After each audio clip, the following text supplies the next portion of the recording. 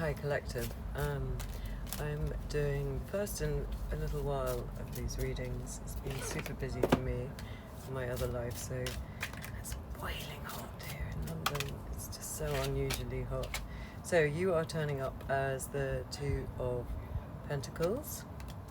That's you in your inner world. And how that's making you act in the outer world. We've got the High Priestess, another two, but the major two, and the Eight of Wands. Lovely. And at the basis of this reading,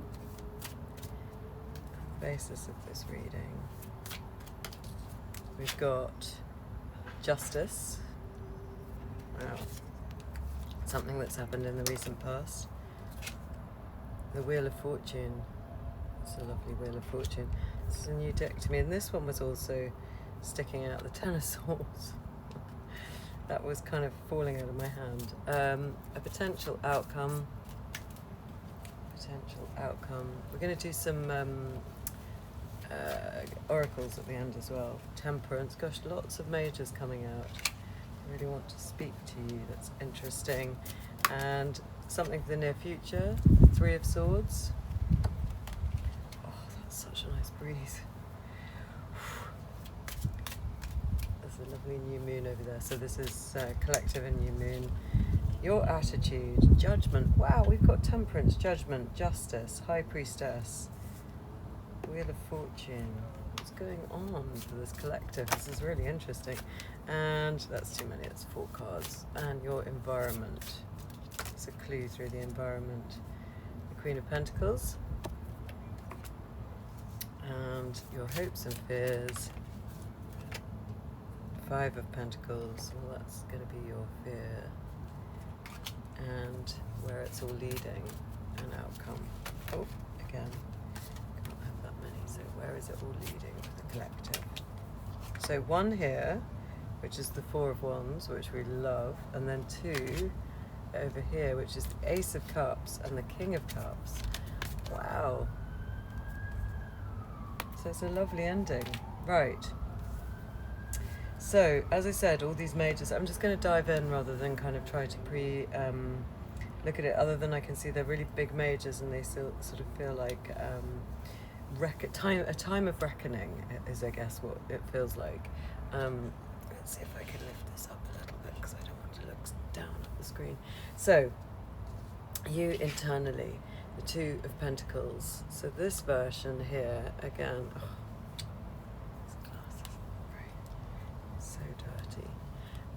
this is a new deck to me, and I can't even remember what it's called. I mean, it's not. It's been in the drawers for a while. 2 of Pentacles. So it's like somebody on holiday, and he's got his foot in the infinity symbol, or 2 circles. There's a ship in the background, a little bird. It's like he's deciding on which reality to reside in. Shall I put all my weight in this one in the front, or shall I stay on the back? And he's juggling both. It's a playful scene, because that is what we feel like in the 2 of Pentacles. It can be a bit busy, but it doesn't feel heavy. But you are juggling realities, juggling things, coping with quite a lot. So a sense of, what is the reality that you're going to come down in? Which one are you going to put all your weight into? And how that makes you act on the outside, the High Priestess and the 8 of Wands. So it's like, because you realise it's not so stable, I feel like you're employing your super intuition in order to get very aligned with this 8 of Wands, because you want to make a leap. You want to go from bobbling backwards and forwards from one foot to the other into this incredibly wonderful high jump that he's doing, and this kind of leap into a particular direction. So we say about the 8 of Wands that they all focus in the same direction. It's messages and communication, but also it's very, very aligned action. And it might be a little bit of a leap, because look, it's like he's leaping and screaming at the same time. Look at the lightning rods at the top. I love it. It's an athletic feat of sort of deed of amazingness that you would have to do, that you are doing. So it's not to say it's impossible, but it feels as if you need to kind of get all your energy together in order to get into this one reality that you're using your High Priestess, and there is a new moon just there, just like that. You're using this new moon, this High Priestess, the Omega and Alpha and Omega, is that correct? Yeah. The intuition at her head, you're using this deep inner wisdom to decide which one of these realities, sorry, I wonder whether you can hear that. I seem to have lost all my microphones temporarily.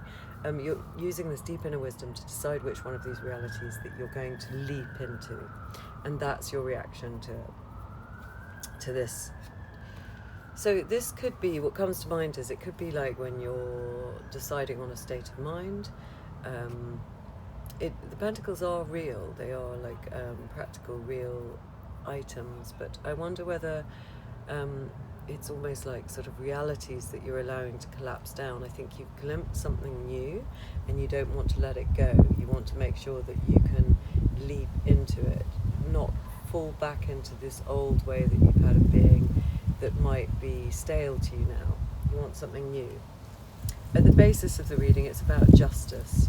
So it's about balance, it's about being in the right place for you. This justice has got very, very clear sight. And again, I'm so hot that it's gone out of my mind. That symbol on her forehead, how extraordinary. The yin-yang symbol, oh God. It fries your brain, this heat, and a bit dehydrated possibly. This is now at her heart. Do you see it? Almost looks like her breast, but it's like you're taking that wisdom and you're now taking it into the heart, and this is what's informing the whole reading, that the wisdom that you have has to be in charge now. You can't teeter-totter between these two realities. It has to be a reality that makes a lot of sense to you. And this reality is quite mystical. It's a bit like, this justice rather, is a bit like the High Priestess. She's got more than a shade or two of it. Her heart is the yin-yang. There's also the rose, this perfect balance of the scales, the eyes that see so clearly, which reminds me of the High Priestess, the eagle on her shoulder, her bird of prey, that idea that she can get this kind of incredible higher vision, the moon, the sun, all the weathers. It's a really balanced, beautiful perspective. The truth, and the fair truth, the way that you need to move forward is going to be very, very good to yourself and those around you. It comes to mind also those kind of the realities that we've all been living in for sort of several years now, that are very heightened, or awarenesses anyway, of such skewed realities. We're all being asked to look at various weddings going on and things in the world and distractions and rockets, and everything feels a little bit heightened and strange and surreal, and it's like the veneer is starting to come off somewhat. And here with the justice, with her eyes like this, it's like the truth, the fairness, the truth, the reality, the balance is what the reality that you really want to partake in now. You don't want to be led a merry dance with all this nonsense. In the recent past, we've got, as I said, the Wheel of Fortune, the sense of things moving on, and then this one peeping out, moving on from an ending, the Ten of Swords, moving on from something that felt, pretty eviscerating, to be honest. Maybe it is all of this kind of nonsense that I'm talking about, the violence that we're being forced to accept as a part of our humanity at the moment, that we're seeing so much of, that I think is so disturbing to so many people. And then all of the kind of veneer and the nonsense and the fluff that's going on around it, the lack of truth-telling. So the 10 indicates the end of a cycle of all of that. And also the Wheel of Fortune is also a 10, so 2 10s. This is the major 10. And it comes halfway through the major arcana. And then this 10 of Swords, this end of something that we cannot tolerate anymore, we can't fight for anymore, we just have to surrender and start again. We can't really justify this kind of existence that we've been having. This kind of, it's over. We can't keep going or fighting for something. So whether this is a personal thing or your reaction to what's going on in the world, it feels intolerable. But regardless, there's a sense of moving forward with the Wheel of Fortune. It's kind of mandala, this picture, isn't it? Let's see what's in here while that helicopter goes by.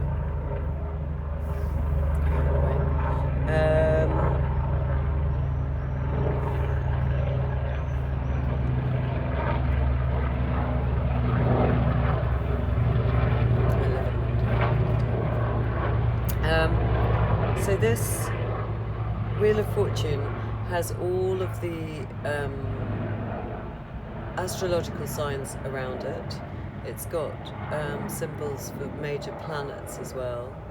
So there is a sense in which things are moving forward from a kind of astrological point of view, and that might be what is moving us into this new age. So I don't know so much about astrology, but I obviously watch quite a bit, and there's a sense that all the major the outer planets are moving into new signs. So a lot of astrologers are saying that this is a major new shift that we're going into at the moment. Things feel very new and will feel very new for some time. So it could be that's giving you this sense of things moving forward as a collective. As a potential outcome, temperance, a moment of pause, a productive pause, a moment of alchemy. Temperance itself means, restraint. So maybe a sense of restraint which helps rebalance things, our sense of rebalance, whether it's in our personal life or maybe the world events might start to become more restrained, I don't know, but certainly in our personal lives we might need a little bit of that restraint, but also a pause that allows us to assimilate after this ending, after this Ten of Swords, allows us to assimilate and move forward with this new sense of justice and our wisdom on this path that we're leaping onto with that image. Coming up in the near future, the Three of Swords, so more absence, delay and separation from what we want. And it's interesting, so these swords are going through a rose, and you see the rose at the bottom here, which is balancing the scales on the justice, which is the basis of this whole reading. Here, coming up in the near future, we've got swords penetrating that, and these dark sort of shadowy figures who don't look like the kind of people we'd want to ally with. One looks like he could be a headmaster, and there's an ancient sort of knight type figure in the background who's in a skirt, and a businessman. You can't help but think that coming up in the near future we're going to still experience more nonsense, more sense of being as if we're being taken away from whatever this truth is that is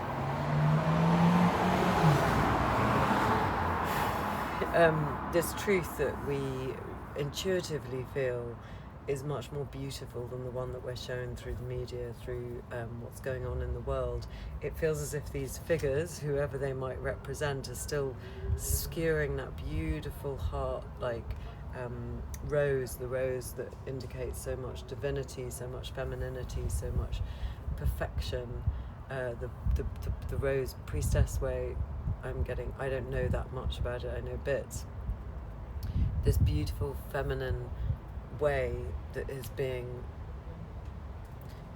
there's some sort of violence being done to it, and it causes an absence, delay and separation from what we really want from this justice, because, as I said, that heart there is that rose that's the basis for all this balance and clear sight and understanding and fairness is still being pinned down in this sort of dark landscape. This is just coming up in the near future. It's not the end of the reading. Our attitude is one of judgment. Yeah, this is such an incredible reading, actually. I love it. I must get back to doing these more regularly. It's just been such a crazy time, and it's so enjoyable. You never know what's going to come out. But your attitude is one of revelation, of hearing the trumpet call, the clarion call, of understanding, finally, this is not on. I can't help but think, because it's a collective, that we're really talking about world events, but it could be also in your life. I can't cope with this anymore. I need to, not even I can't cope, I see the truth of it. I understand. So these characters are raising up with the sun behind them, this beautiful big sun, and instead of coming out of their watery graves, they're breaking out of deep, sort of buried, earthy desert environment. the three trumpets reminding us a little bit of this Three of Swords. It's as if the domination of that rose is just so unacceptable now.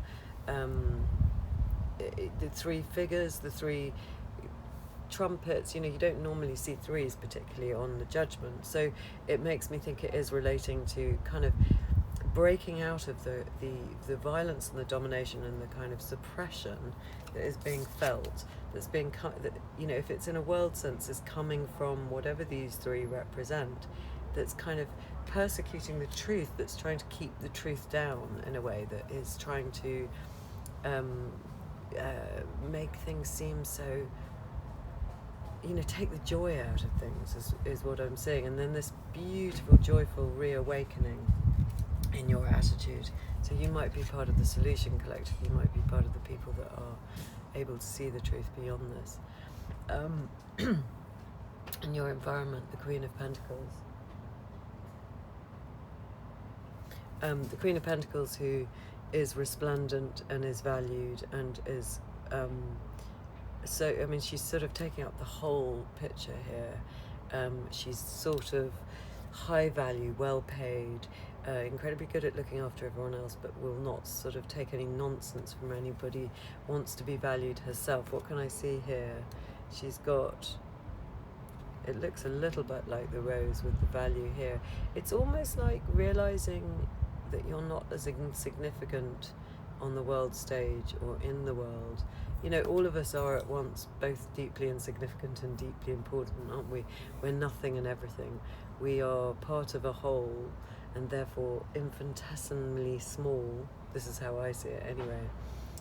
Literally part of a whole collective, in one God, love, whatever, and experiencing itself. This is how I perceive life, or I've very clearly been shown it. And so at one sense we're nothing, we're infinitesimally small, as I said, and yet because we are the whole, we are everything.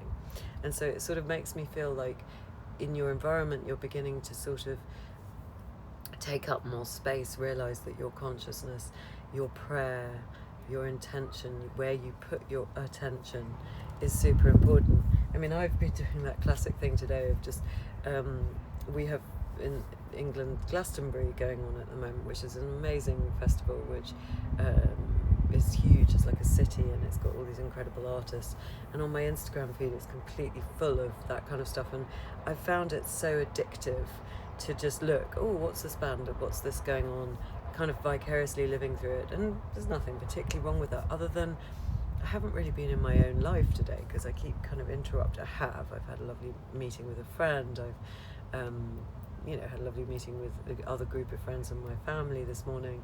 So it's not like I've been completely in my screen, but I felt how interrupting it is, and also I can sort of feel the energy of that festival. It's almost like I'm there vicariously, and it's quite draining. I mean, as is the weather, but I suppose it's a kind of benign example of where we put our attention, and how when you're being so endlessly distracted, what are you really creating?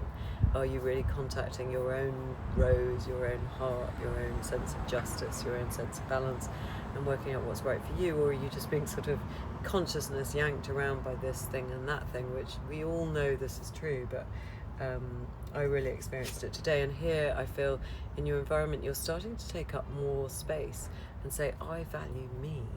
Actually, I value my consciousness. I will look after the others, I will value everyone else, but don't devalue me, which might be reclaiming some of this consciousness and attention, reclaiming the narrative somewhat, I hope, and valuing yourself. It's a card of deep value. In your hopes and fears, the Five of Pentacles, obviously frightened of staying out of the metaphorical church, out of the place you need to be. So normally there's just two figures. Here we've got 5 figures, and it's kind of a ruined, there isn't even a church to get in. Normally they're trying to get into a church, they're standing next to it and they haven't looked up. Here the church feels a little bit ruined, the village, the whole cityscape feels a bit ruined. These are people who look like refugees or victims in a really extreme sense. And so this is something that we feel really deeply worried about, maybe for other people, maybe for ourselves, a sense of where do you go from here? Where is home? Where is safety? Where is our refuge? At this time when, you know, so many people are being displaced, so much violence is in the world, and so this would be a real fear of any kind of half-conscious collective. And the outcome. This is so beautiful. We've got the Four of Wands. We've got the King of Cups, and we've got the Ace of Cups. So it shows such a beautiful outcome. It shows exactly what one would hope. The Four of Wands is creating a temporary home. So these characters that have nowhere to go are actually now making a home, because normally the image shows like a huppah or a mendip or a sort of small tent with a couple getting married under it, a celebratory space, a sort of sense of security out of nothing, meeting our tribe through our passions, our drives. And here she's got this beautiful starting of the spiral, this beautiful symbol of the goddess of the world, a bit like the Wheel of Fortune in a way, and the pyramid behind, and she's dancing new in this place where the ground, which kind of reminds me of the ground in the Judgment, which was so sort of arid. That's your attitude. Now this ground has started to grow flowers, even though it's still arid. There's a pyramid meaning wisdom, and she looks celebratory, and that looks like a kind of strange elliptical sun behind her. But she's aligned, she's in a supported place. So new growth coming after this Ten of Swords. And the King of Cups, who can be quite over emotional here, he's sort of not on his sea, which usually he is with all the broiling emotions. He's got himself to his palace, which is interesting to me, and he feels it's Cancerian, and obviously we're in Cancer season. He's feeling emotional, but also quite solid in what he feels, and what he's looking at here is the Ace of Cups. He's allowing this to be everything. He's allowing that rose to be the one that rules the day, that sense that actually it's back in its position, that this new start is here after the Ten of Swords, this new beautiful start where we can start to rebuild. How amazing. There's a beautiful breeze, it's cooled down. I'm going to read us just quickly. These were just some oracle cards that I had around, which I don't know anything about these ones. They were almost going to go in the recycle pile, but let's see what one this is. So this is the Blessed Bee, and we've got here a blessing to ease loneliness and bring companionship. How lovely. So if there's anyone out there that needs a sense of their tribe, it's coming. You know, that sense of those Five of Pentacles, they are together, this group, where your fear is. They are needing a bit of support, and here we've got something that talks about to ease loneliness and bring companionship.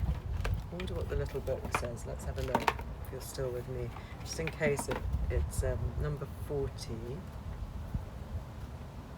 Let's have a look. This is a blessing for when you find ourselves without those touchstones of our humanity, our friends and companions. A period of loneliness, quite different to solitude, can take place for many reasons. We can move away, our lives can change or be reshaped, and suddenly the space we found for each other has been closed off or absorbed by others. The space we found for each other has been closed off. Sometimes we isolate ourselves, unwilling to put our burdens on anyone else, and some are born into shyness and paralyzing social anxieties that make it seeking friendship terrifying. The blessing is for you when you feel alone. Let there be that call, that note, that memory that comes forth to remind you of your innate worthiness. It's a bit like that Queen of Pentacles getting bigger. So this could be a very personal message. I was making it quite kind of big and broad, but actually maybe it's a sense of needing to be more valued in your community. Let there be a smile from a stranger, a touch from a kind hand. Let others' gentle hands pick you up and do the reweaving when you find yourself unable to perform a task. Let serendipity come to you, guiding you to chance meetings or places where music plays like Glastonbury, and people move, and the gathering is undemanding of you and yet surround you with the quality of inclusion. Let the loneliness begin to break, let the clouds slowly move apart, and the great heaviness of isolation begin to be lightened by loving companions, human and otherwise, until you return to your place where you know you have within you your life, that those who care for you, the place where those who care for you, and without your presence their life seems less bright. So it's a kind of blessing for almost like a fear of missing out, isn't it? But I do feel maybe this is a very personal reading to somebody who has felt absence, delay and separation from their community, in which case it's saying it's coming. Let's have a lantern oracle. They're here. It's only going to take another 2 minutes. And we'll see. The moon is looking beautiful now. What have we got here? My eyesight's getting quite strained by this lack of light, but actually I've got one of these that could do. Oh, it's gone out, so that's not going to do.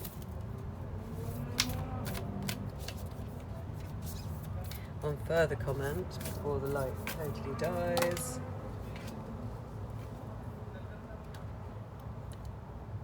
Forgiveness. Hurt blocks our light. So this does seem to be about people who might have been feeling this Three of Swords quite strongly, this fear of being away from what we needed, away from our community. And the only forgiveness that we can receive is that which we experience for ourselves. In essence, to forgive another life or the world is irrelevant as to be forgiven by another life or the world. Is as irrelevant as being forgiven by another life or the world. If we have not forgiven ourselves, we can neither receive forgiveness nor have it to give. So, forgiveness is your way home. You are the only light that you need. Feel your way home to spirit self by replacing all that hurts you with the shining white light of pure self-love that you are. When we forgive the loving light that we are, we're susceptible to believing. When we forget the loving light that we are, we're susceptible to believing that what we are not. Any external hurts that show up are means through which to recognize that which needs releasing. That's an interesting message, yes. When we're hurting, we need to release. So forgiveness and a sense of solace. So there might be some real pain after this ending for somebody, because there was this ending in the recent past, and then we've still got this Three of Swords, this absence, delay and separation, and great big revelations and a feeling of pause and recalibration and justice for someone. If this is a personal reading, I'm sorry, it looks like you've been going through something quite hard, but look, this Four of Wands right at the end, you're finding this could even be a marriage, it might relate to a marriage that's coming for you soon, but certainly your heart is open. This King of Cups who's been feeling so emotional has opened his heart. The forgiveness is coming, the sense of solace is coming. There's a lot of healing here. Whether we're talking about us as a collective or an individual, there is a lot of healing. I find that a very beautiful message. Thanks for hanging out. See you again.